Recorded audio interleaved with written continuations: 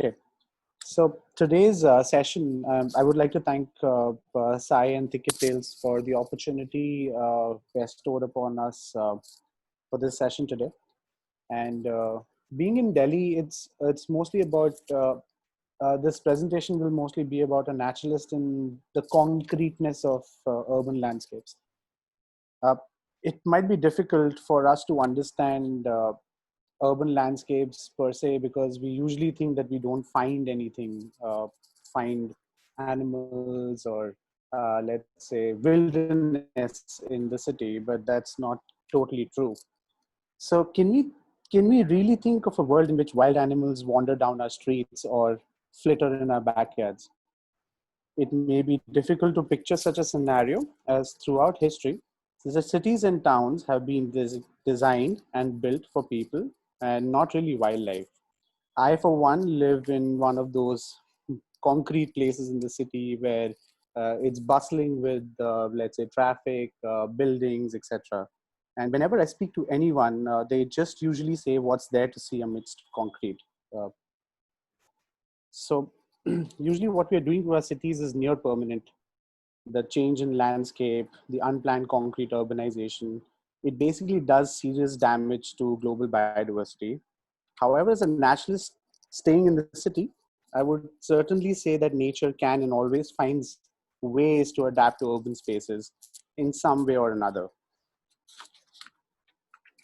Now, most of these social media websites and news channels, etc., they focus on wilderness and wild sectors of the country, and hardly anyone talks about biodiversity in urban areas.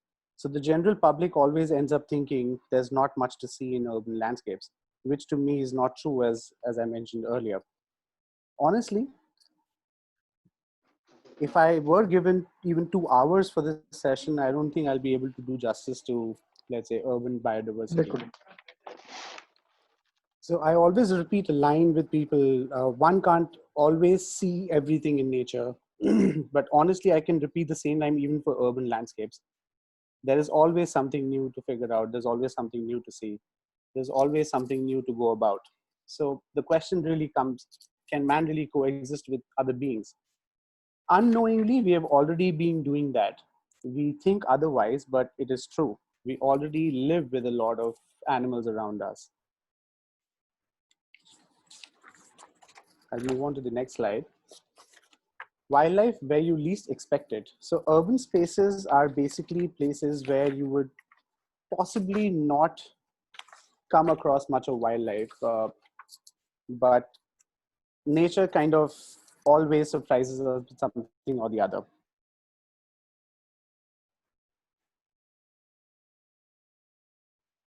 So wildlife where you least expect it. First place that you actually look forward to is your own backyard. Considering the lockdown and everything, a lot of us have been stuck at home for quite some time. And our backyard is possibly the only place where one can explore.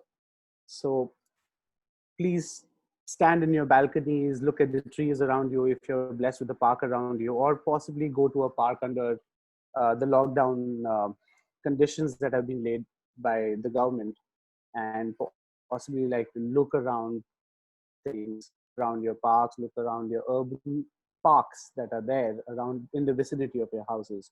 And the third is that people who have already started working, there are a lot of places in Delhi where people find a lot of trees, a lot of urban green spaces that are there. So I used to do that earlier when I used to not be a full-time naturalist, and I wasn't a naturalist with WWF India. Right before that, I was into aviation marketing. So even in Gurgaon, I was actually finding something or the other because that time I was a fairly new bird watcher. So let's come to the most common subject that we have in our gardens, birds. Avian biodiversity is I might want to call it. Even though my house is basically surrounded by houses, I have spotted more than 30, possibly 50 species of birds merely by standing in my balcony or going to a park nearby or going for shopping. So it's always important to keep a keen look around your houses. And you don't really have to be a bird watcher to look at birds as well. You just need to look up. because generally when we start walking, we just look at the roads, the traffic, etc. It might help you to possibly share a glance or two towards the trees or towards the small bushes around you.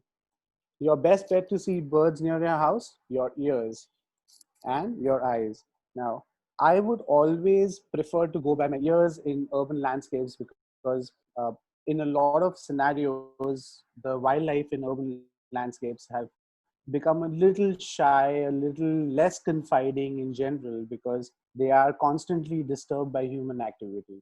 So I like to go more by their calls. So try and hear keenly. But at the same time, when there are species that have not really adjusted to the sounds and have been disturbed, there are other species who have adjusted quite well. And these species like crows, menas, bulbuls, etc., they are fairly very visible. So in those cases, your eyes are your primary sense. These are a few pictures that I had that or birds that I personally get in my own backyard or in the vicinity of the house. So I'm possibly going to name them from the top to bottom. The first one, I'll start with the owl. That's a spotted owlet. That's perhaps the most common owl that you'll see around your houses. Then on towards the right, there is coppersmith barbet. It's called the coppersmith barbet because you hear that ting, ting, ting sound, which basically resembles a coppersmith working on metal. Then it's the Brahmini starling. Now, this bird is surprisingly less common than the others, but that doesn't mean that you might not find it. You'll always get opportunities to see something or the other. And the best place to find this bird is near garbage dumps. So you can possibly go to a nearby garbage dump, and there is a high chance that you might be able to see this bird. Ashiprinas, on the other hand, when you come a little down, right below spotted owlet, there's Ashiprinia. That's also a fairly common bird, even in urban landscapes. It has now become a sort of a generalist. It used to earlier prefer scrublands and used to be near wetlands as well, but now it has adjusted quite well to city life. Now, right after that, there is a kingfisher. Now, when you say kingfisher, you always have something in your mind. That's not true. Even older naturalists who used to work with the British era, uh, Britishers obviously, they also regarded this bird as a primarily land bird and not really a wetland bird because it hardly fishes. So you will often see them near, let's say, sewages, and they will also come and sit on trees, especially on electrical wires. Right after that, there's a rufous tree, a very colorful bird, and it's very uh, so honestly, one would not think that they belong to the crow family, but they do. They belong to the corvidae family, and they've also adjusted quite well. They will come to your house if you put something out for them, which is something that, as naturalists, people don't suggest because that kills the foraging skill for the bird, uh, the capacity. So they get used to the food just being laid out to them. Now, as we move down, just right below Ashiprinia, there is a shikra. There's a male shikra there with a red eye. So this predator is an urban hawk, but is found in almost every habitat there is. So this has become sort of a generalist, and it feeds on spotted owlets, small lizards. We have also seen them go and attack bats as well. And so it's a fairly skillful raptor and a bird of prey of your cities. And the next one is black drongo. Now, black drongo is a bird that likes no nonsense from other birds or from other creatures. So it usually just wades them away. It chews them away, and it's a very bold bird. And I have seen it go after big eagles that is at least 5 times its size. And so it generally only goes after general marauders like crows, menas, bulbuls, eagles, raptors, owls sometimes because it's a predator.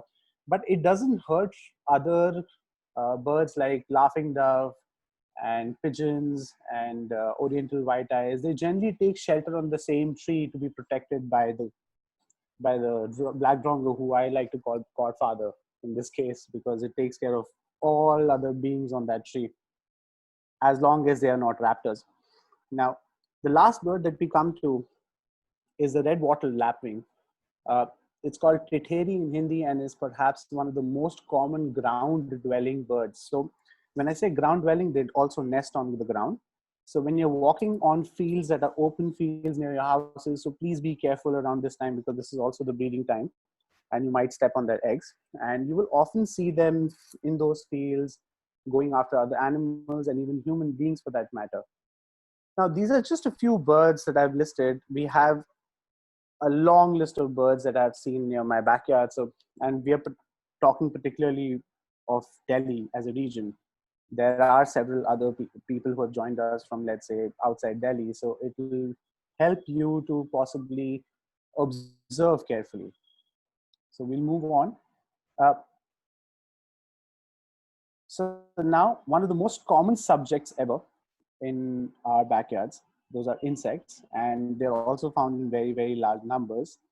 So we're going to start with butterflies, moths. Praying mantis is one of them. It's a very skillful predator.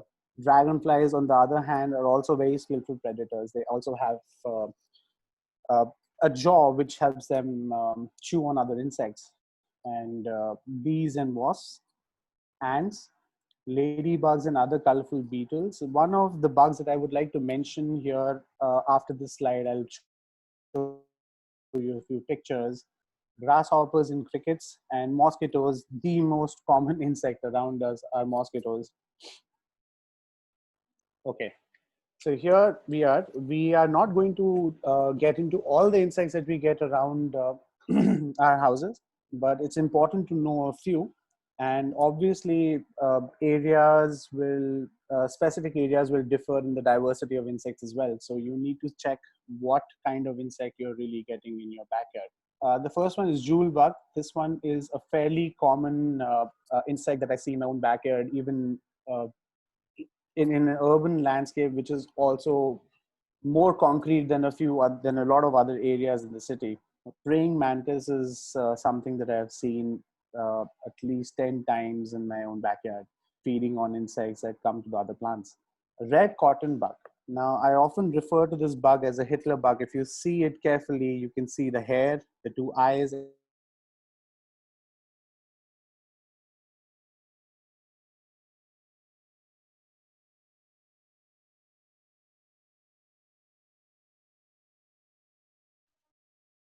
tail. Abhishek, you're not audible.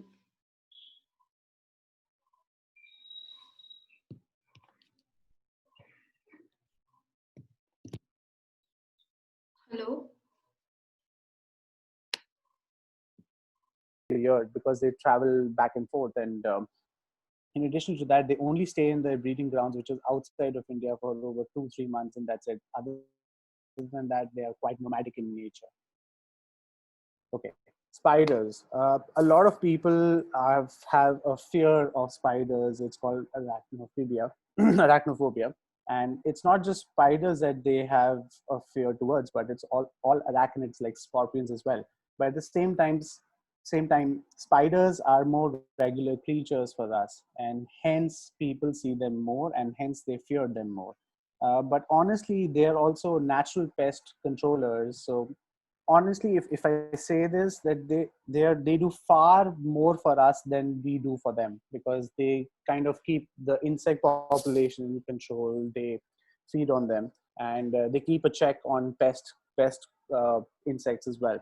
So we have a lot to thank for, but our fear makes us kill them and other things. So the only reason why I brought this slide up was that we shouldn't be hating anything without knowing its ecological importance. Now, pests are something that we do hate, and we do get into details like how can they be controlled, etc. But what really happens is that using chemical poison, insecticides, pesticides, then we kind of hurt the beneficial insects like bees as well, and other organisms as well. Like, for example, if spiders feed on insects, other insects that are there like bees, butterflies, etc. And if they have been infected, so it does affect the spiders as well. So here we see two main, very, very common spiders that I see in my backyard and in other people's backyards.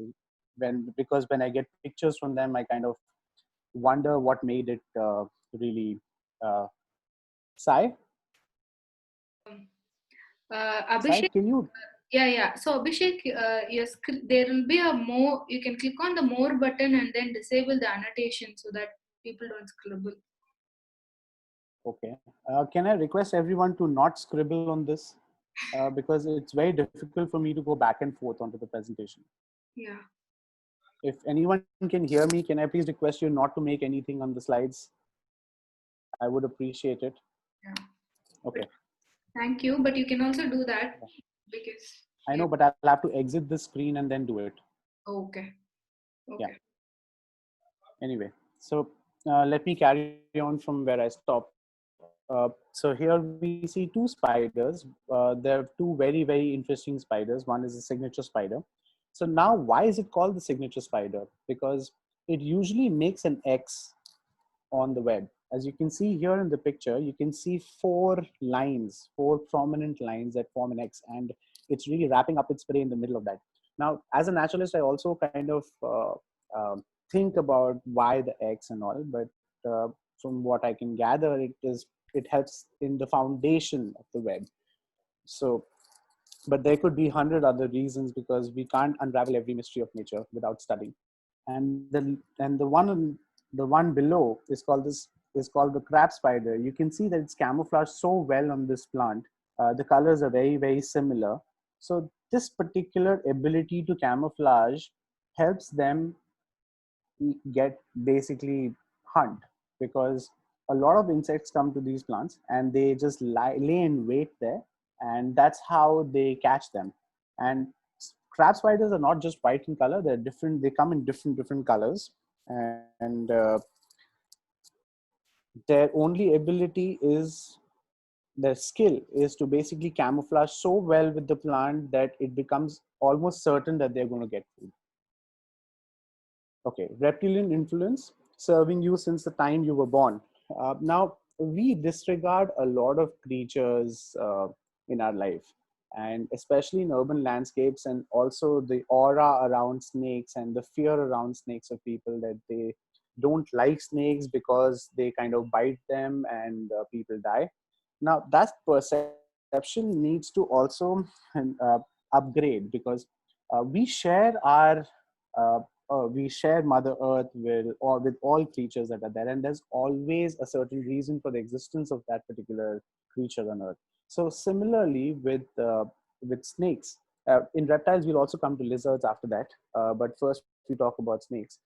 With snakes, they do a selfless service of controlling rat and mouse population near you, and also they're also called farmers. Friends, because they also control rat population in their fields, because rats cause a lot of damage to the field crops, and hence we also have to give them a little credit for this, because which we don't, because we generally don't know about it.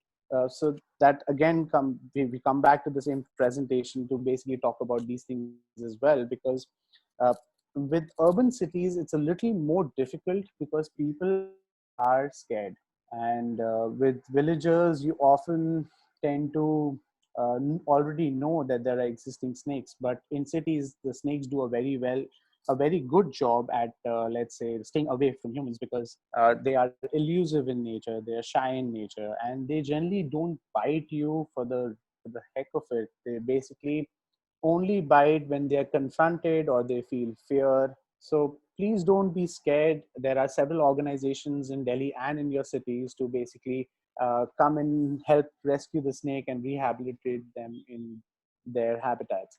But we also have to understand that we share this habitat with even snakes. So once we start our the process of urbanization, we kind of forget that we are also taking a chunk out from the habitats of various other animals around us, and it is very difficult for them to adapt. So that's why you tend to see a few snakes or a few other uncommon animals that you generally don't see come out and and they're found in houses, etc., because they don't have places to go. So in these cases, I would request that please be careful. Do not go near the snake and do not really kill the snake. There are other ways of handling those situations, like calling an organization or the forest department to help you out. Okay, now we go to the lizard section. House gecko is perhaps the most common lizard that you will see in your houses, in and around your houses. You see them in washrooms, you see them in bedrooms, in kitchen, etc., everywhere.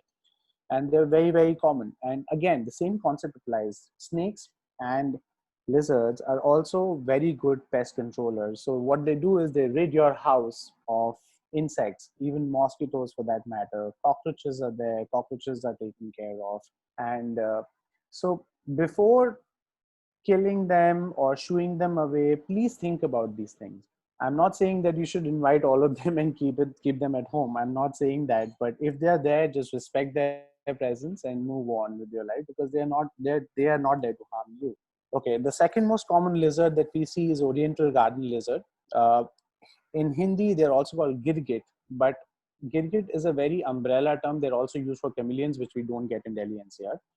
And so Oriental garden lizards also feed on insects, and they also sometimes feed on small frogs around your houses, and even butterflies for that matter, and other pests, pest insects that are there like locusts, etc. They do feed on them as well. So invariably, they kind of keep your garden healthy. They keep your ecosystem going, the delicate urban ecosystem which is there. And last but not the least is monitor lizard. Monitor lizard can be quite huge and can can scare people at times and also have a nasty bite. But there is literally no basically, you just have to understand that the monitor lizards are not there to harm you or anyone else.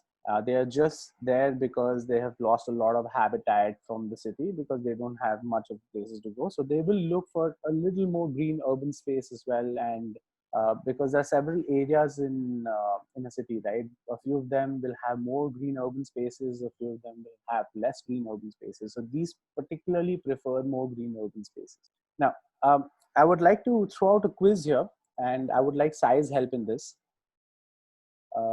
Okay, Sai, can you hear Yes, me? yes, yes. Yeah. So I want everyone to guess the prey and write it in comments, and Sai can then tell me. I'll show you two pictures of this particular. This bird is the shikra. We have talked about it earlier. Okay. Shikra. That's written. Okay, one small Yeah. announcement. The Zoom will end in 10 I minutes. want to. Uh, I want to basically know what is in shikra's mouth. Uh, yeah. What is it feeding on? yeah, so he's not asking for the bird, he's asking for the prey that's feeding on. Few people have written shikra and eagles on the chat box. Squirrel, some No. reptile, caterpillar, lizard. Okay, small announcement. 1 second, Abhishek. The Zoom session will end in 10 minutes. I will request everyone to use the same link to join back. So some of the answers are squirrel, reptile, caterpillar, lizards, snakes, fish, rat, Okay. snake again. Okay. A hint is it is a reptile because it comes right after reptile. The slides that I had used to explain reptiles. Yeah. Someone has asked, is it Oriental garden lizard, house gecko? So many Oriental Okay. garden lizards as that. Okay. So I will give the answers now. So the answer is not that. I'll show you another picture. If you can have a look at it, maybe you will get it now. Yeah. Skunk, insect, snake. What was the first one you said? Insects, snakes, No. skink or skunk. There are two question answers. Okay. That is close. It is something like this. Ah, Okay. So it's not skunk, but it's skink. And this one is a fairly common skink. And I would like to tell you the experience behind this. When I had taken the picture of the shikra, I had not known that it was a skink. And only when I went home and basically zoomed into the picture, I saw a few scales on the body of the particular animal, and it looked very reptilian like. And hence I could understand that it is a skink. But even then, I did not know what skink it was, because there are two different kinds of skinks that you get in your gardens in Delhi. One is the bronze skink, and the other one is this common dotted garden lizard, garden skink, sorry. So this is something that I came across the next day, because it was, I found so many of them in the park adjoining my house, and I never knew that they were there. So this is what I'm trying to say, that we may never know what one might come across, even in the urban landscapes. They are not empty. They are bustling with wildlife. They are bustling with flora as well. But all we need to do is to observe a little more carefully. Mammals. This is one of my favorite topics, and also I'm sure people like mammals over other creatures. So the one most common mammal that we see or observe is the Asian house shrew, but we don't know that it is a shrew. We only see it as a rat. And on the other hand, Asian house shrew do not belong to the family of rodents at all. They have their own family, and they're very beneficial for your garden because they feed on pest insects. And it is also one of the only echolocating, if not one of the, it is the only echolocating land mammal in the world. So this is something which is very interesting to me, because echolocation is generally just used by bats and a few marine mammals. But this is something that I had come across a few years ago, and when someone corrected me, because I was not a naturalist then, I was just a budding bird watcher, and someone corrected me that a shrew is not a rodent, because I just kept saying that I saw a rodent, and obviously that other person was also looking at it, and clearly it was not a rodent, it was an Asian house shrew.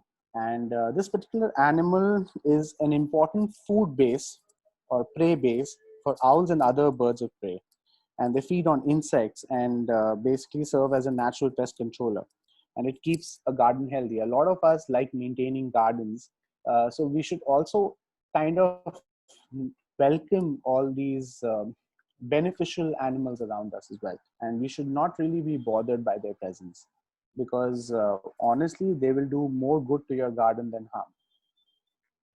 Okay, the second one that we see is a small Indian mongoose. Now, this mongoose is also a fairly common mammal in the urban landscapes, and you will see them on and off, and they have perfected the art of camouflaging and staying away from humans. So you don't generally see it that often.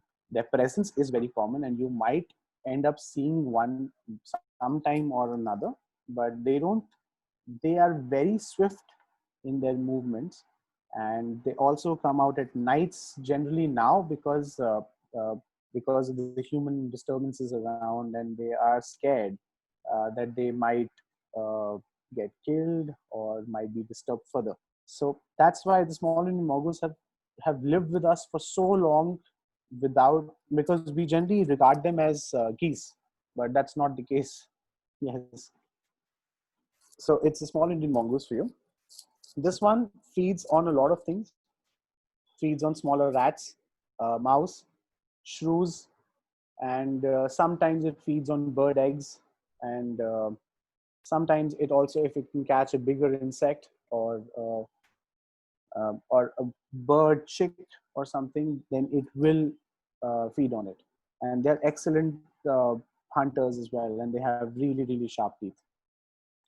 Now, the next one is very interesting, and one of my favorites is the Indian flying fox fruit bat.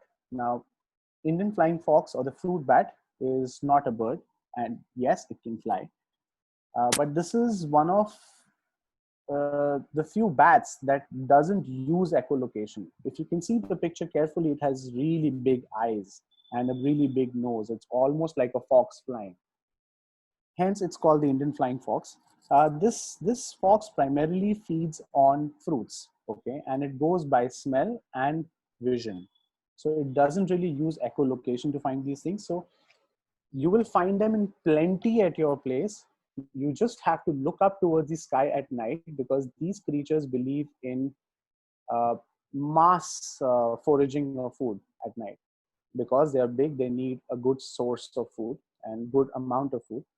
So, and they can travel up to 50 kilometers a night to find food. We move on to, these are a few common mammals, but another one that comes under the rodent family is the squirrel that we see. But I'm not going to talk about very known things, because we obviously see them every day and we notice them and we find them cute also. Okay, the uncommon ones. One is the nilgai and the other one is the Indian jackal. Now, these two mammals require some space and some amount of green urban space to survive. And hence, they're not really found inside the city, but there are places inside the city which have huge backyards. They're connected to fields, they're connected to certain arid forests. So in those cases, these two are the mammals that you can possibly find. Yes. Okay, we have less than a minute for this, so I would request everyone to join back once this ends, please. Yeah, and the other one is the Indian jackal. Now, Indian jackals are smaller than most of the feral dogs that we have, and they are wild animals. And they feed on hare, they feed on mouse, they feed on rats, they feed on birds, they feed on sometimes frogs, uh, reptiles like snakes, etc. And they're also very skillful hunters, but at the same time they also have to run for their life, because the dogs generally catch them and kill them. So they have to be very careful with their lives.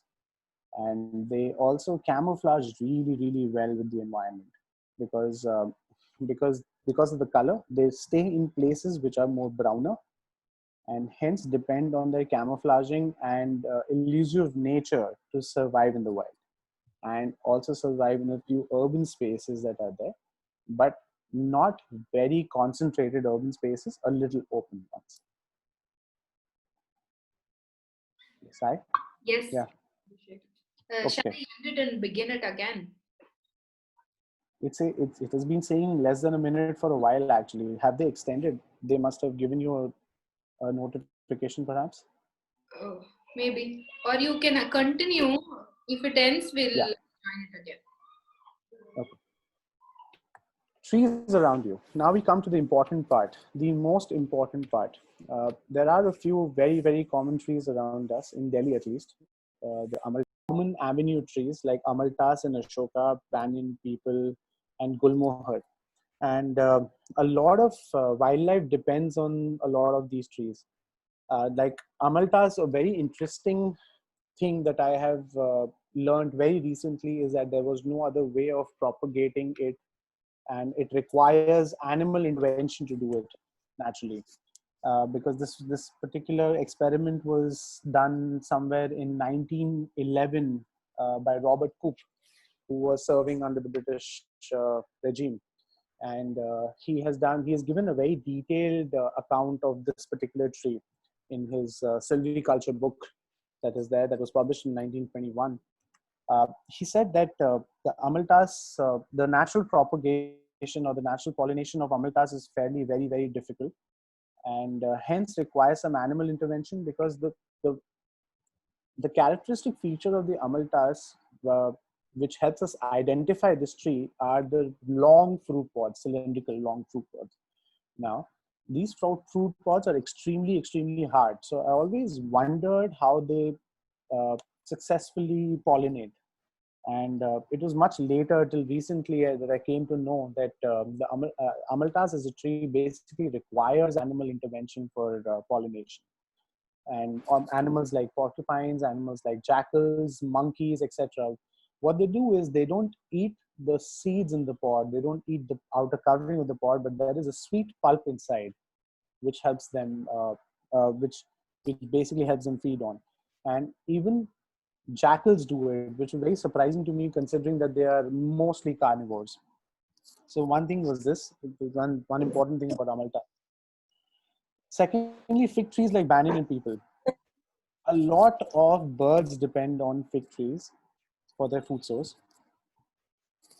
a lot of birds like barbets, Indian grey hornbill, and a lot of frugivorous, other frugivorous birds that feed on them. So the presence of banyan in people around this time is very helpful because they generally fruit around this time when it's breeding time for birds. So their breeding synchronizes perfectly with the fruiting of trees, which is something which is very important to know as a resident of a city, because fruiting and flowering is something that we all enjoy on trees, and we kind of on while we're walking towards a place or a market or something, and then we see a beautiful gulmohar tree flowering, we are always in awe of that tree. Hence, going beyond that beauty, I would like to explain that there are other very interesting things happening on them, like bees are there for nectar, and wasps are there to basically feed on certain other caterpillars that are around. And in addition to that, there are purple sunbirds that are interested in nectar sipping. And so there are so many creatures that depend on these trees. Ashoka trees. Ashoka trees is a very common tree around Delhi NCR. You will find them everywhere. They are those triangular Christmas-like trees that are there. I will show you a picture on the next slide. And Gulmohar, as we know, is one of the most known trees of India and possibly one of the most beautiful trees in the world, which it has been given the title of that as well. And Kari Pata, Tulsi, and there are several other herbs that you can have in your gardens. Right. So we already do actually. So, okay. So one important thing that I would like to point out here is just an interdependence sort of thing. I have talked about the fig trees and I have talked about the gulmohar, etc. But let's talk about uh, the amaltas here, as I have given you an ecological background of the tree, but at the same time, it is also the host plant for the common emigrant butterfly. A common emigrant butterfly will lay its eggs on the leaves of the amaltas tree, and the caterpillars hence feed on them, and the entire life cycle has been observed on amaltas trees. And the second one, which is possibly also one of the most common trees in Delhi, is Ashoka. This is how they look. Uh, when I was explaining to you, they look like Christmas trees, but obviously they don't have as big a bark as the Christmas tree does. But sometimes they do if the environmental factors are, let's say, favorable for them. So they become quite big. Otherwise, they generally are used as avenue trees in gardens and on roads as well. This particular tree is the host plant for a very beautiful butterfly called the common jay. And I have personally read this butterfly. So uh, there was this very funny incident that happened that when I started rearing the butterfly, the caterpillar. I got a caterpillar from the Ashoka tree, and I thought I will study the life cycle of a common jay butterfly. And I got it home. I kept it in a box, well ventilated box, and I got a few leaves from the tree, and the caterpillar refused to eat, and I was wondering what really happened. Um, After a lot of thinking, after a lot of thought that went into it, I realized that it only feeds on newer, smoother leaves because it becomes easier for the caterpillars to eat. Otherwise, the leaves of the Ashoka tree are very coarse and very hard. Hence, I had to collect all the newer leaves, and then everything was hunky dory. The caterpillar started eating. It emerged to the butterfly stage after a few days, and I was really very happy in doing that. But at the same time, there was an important learning there about there's an important learning in everything in nature there is, and uh, I can't imagine a single day where I don't learn something new about it. A few wildlife signs, which was very important slide, and I added this towards the end so that people would remember them carefully. I'm not saying these are all the wildlife signs. There are several others, but I'm going to talk about a few that are very visible to us. First one, eaten leaves for caterpillars. Also, it becomes very interesting for you to understand butterflies and caterpillars if you know the host plants of a few species that are found in your city. So if particular plant is a host plant, then you look for caterpillars on that particular plant by observing the leaves. If the leaves have been eaten a little from places, that basically means that there are existing caterpillars on them mostly. Second one, pellets, regurgitation by birds. Now, birds eat a lot of things, especially owls and especially raptors. So they do eat a lot of a variety of food base they have, like mouse, like uh, shrews, like other birds, etc. So all the undigested bone material and undigested material from their stomach, they kind of take it out in forms of pellets. And quite recently, about 10 days ago, I found pellets of barn owl near my place, and the next day I sort of saw it. So this is also one of the prime signs, but obviously these get lost because there's a lot of cleaning happening. So this is just a matter of luck that I was able to find these pellets. Holes in trees for cavity nesters, this is very, very important. A lot of nests are not visible when it comes to birds, but that doesn't mean that they don't nest. That means that the type of nests are different. And cavity nesters like Indian grey hornbill, rose-winged parakeet, common myna, and a few others, they basically nest in holes in trees. Woodpeckers are one of them as well, the most important one. Now, a lot of these birds don't really make those holes. These holes are either already there on the tree or are made by certain other birds like woodpeckers and uh, barbets, whose beaks are actually accustomed to make these holes. And then later on, these other birds kind of take over these nests. Sometimes there is a lot of friction between species because their breeding kind of coincides. But a lot of times, the other birds generally take over that nest after the other birds have already successfully nested. Droppings. This is also very, very important. In terms, you find a lot of droppings. I mean, although in cities it's fairly difficult to see them because most of them are dog poop and cat poop. But in areas where the green spaces are a little more, where there are existing hares or porcupines or jackals, you may find droppings of those there as well. Now, another sign are feathers. Now, there was this one time, we all know all the common birds around us mostly, but there was this one time I had found a feather which was blue in color and which matched that of the Indian roller. Now, I had never seen an Indian roller in Lajpat Nagar, where I stay, which is very, very concrete in nature. So it was very fascinating for me to see that sometimes you do get birds that are very uncommon around here as well. Spider webs is another indication of existence of spiders. So if you find spider webs, obviously there will be spiders somewhere. Then beehives and wasp nests. We see them.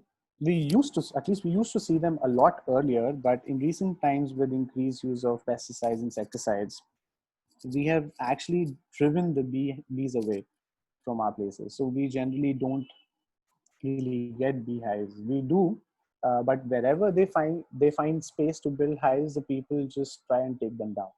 Now, so they have moved more towards the suburbs and more toward the undisturbed places of the city. Bird nests, visible bird nests this time. So a lot of other birds like kites, crows, and oriental magpie robin sometimes also has an open nest. They generally make nests on trees. Shikras make nests on trees, and those nests are quite visible. Some of them will be lower, some of them will be very high up on the tree. It all depends on the species, and also depends on the space that these species get in our urban spaces or urban parks. The last one is snakeskin. Now, this is quite interesting. Uh, uh, Generally, snakes in Delhi NCR, not Delhi NCR, but Delhi, around houses that are so concrete, we get rat snakes and we sometimes we mostly get checkered keelbacks. And these two snakes are primarily found around sewage lines and sewages because it's fairly easy for them to, let's say, get prey there. So these are the few wildlife signs that we should notice and observe in our backyards. This basically brings us to the end of the presentation. Now, honestly, I can keep going on and on urban biodiversity, but it's very difficult to sum up in about 30 minutes. But even 2 hours won't be enough for this. Abhishek, the session was incredible. We have learned so much. Now we'll open the session for question and answers. You guys can text it in the chat box. I'll read it out. So I have one question before we begin. So what is Yes. that a tool, or where should we start? Yes, of course, we can start with our backyard. So there are a bunch of children also on the board. So tell us, what should we carry? How should we begin observing? Like this list of wildlife science is a awesome start for them to start the urban wildlife observation. But tell me now, what should we carry and how should we start, so that we'll start the session. It all really depends on uh, what would you really like to see. Now, in case of, let's say, butterflies, uh, you can possibly carry a magnifying glass with you, which will actually help you locate butterfly eggs on host plants. Mm. And in addition to that, give me a second, I'll just stop screen share and I'll open the main window. Yes, sorry. Yeah. So in case of butterflies, you look for host plants usually. So there's not much of an equipment required for it. And magnifying glass would be helpful in that case, where because a lot of times these eggs are really, really small. Butterflies are not very big creatures. So usually you should try and looking at the underside of the leaf, because that is where they lay their eggs, because to protect their eggs from other creatures. So in case of butterflies, that's the thing. That's something that you might want to carry. You might want to carry a nature journal as well, if you like to draw, if you like to write. And also you can possibly make interesting notes in butterflies. Like there are mimicries in butterflies to camouflage. There are other camouflaging techniques in butterflies. Usually the open wings are fairly more bright than the underwings. So that's basically a camouflaging trait to avoid predation.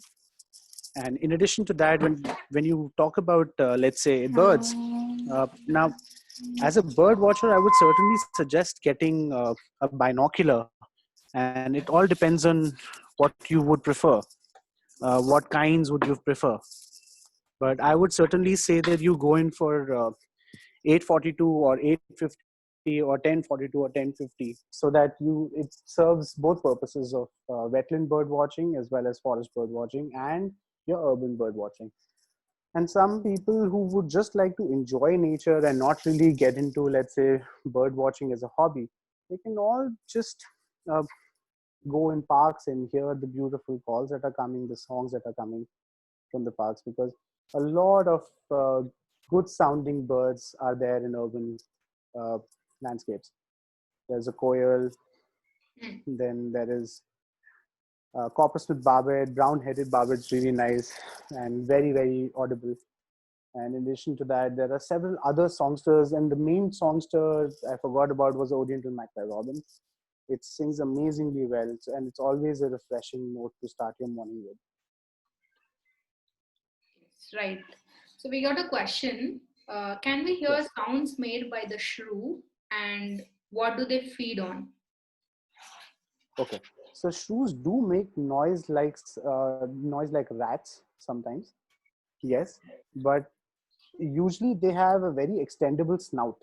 So that is one feature that you need to look out for, and they're much flatter than rats. They're much flatter. They're not really plump. Okay, and they generally eat invertebrates and like insects, and sometimes worms, and also sometimes feed on vegetable matter, rotten vegetable matter as well. Mm. Someone wants to know, is Gulmohar native to India or not?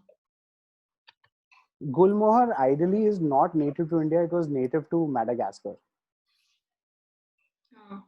That is the only known wild range, but it has disappeared mostly from that range and has been planted as an avenue tree, an ornamental tree in a lot of Southeast Asian countries, including India.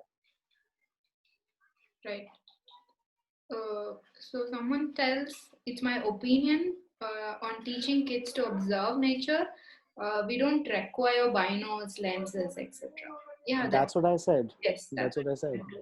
That basically you don't require all these things. Only if you want to, let's say, get into the hobby of bird watching, where you would possibly like to engage in, let's say, bird behavior of, let's say, smaller birds, and bird behavior of birds which are much farther, or looking at physical characteristics of birds that are much farther to you, then binoculars will be required.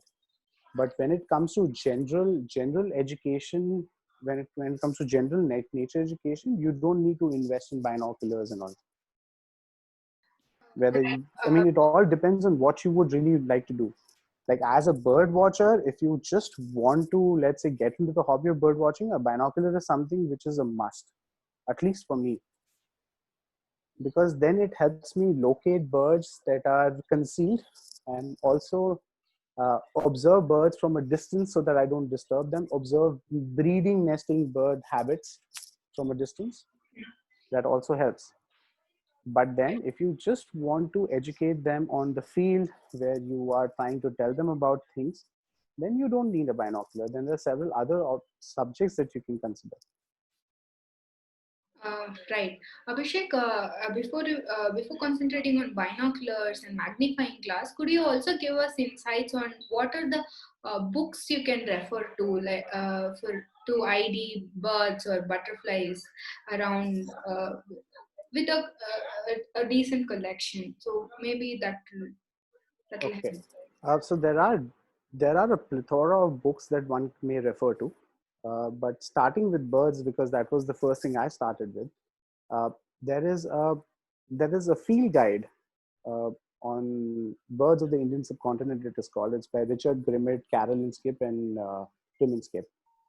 So that is one book that helped me a lot grow as a bird watcher, and I still use it. Honestly, that's still my day. I mean, to go bird watching guide. Yes, but now I refer to a lot of other books that give me other information, like a little more detailed information. But for a start, I would certainly recommend Words of the Indian Subcontinent by these three authors. And in addition to that, it's also not very expensive. So that is also one of the very important things there. That it's a very affordable book, and it's a widely distributed book, so it never goes out of stock as such. So one may want to look at their options whenever they consider their option. One may want to look at this book for further reference, uh, till the time they think that they are well versed to possibly go beyond that. Are And in there addition to any? that, Sorry for there are interrupting. butterfly books also. So there are two books that I would recommend. One is uh, The Birds of India by Isaac Kehinkar, and the second one is Butterflies of Western Ghats by Hemant Ogle, and there's another author. So these two books are very good for reference when it comes to butterflies. Right.